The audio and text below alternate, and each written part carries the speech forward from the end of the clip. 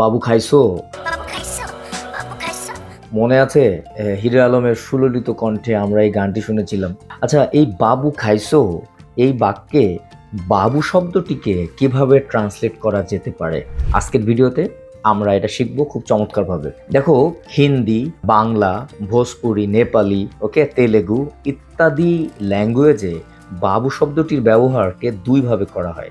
একটা বাবু দ্বারা রেসপেক্টেড কাউকে বোঝানো হয়, আর একটা বাবু দ্বারা স্নেহের, ডিপ লাভ অ্যান্ড অ্যাফেকশন দিয়ে কাউকে ডাকা হয়।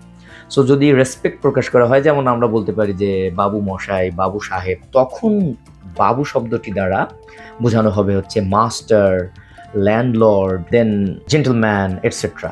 আবার যদি আমরা এই বাবু শব্দটি দ্বারা ডিপ লাভ অ্যান্ড অ্যাফেকশন প্রকাশ করি, তখন বাবু শব্দটি দ্বারা বোঝানো হবে ডার্লিং, সুইট হার্ট, হানি, বিলাভেড এটসেট্রা। সো কোন বাবু খাইছে সেটা ট্রান্সলেট করার আগে কোন বাবুকে বোঝানো হচ্ছে সেটা বুঝতে হবে। I hope you got it. Thanks a lot for watching.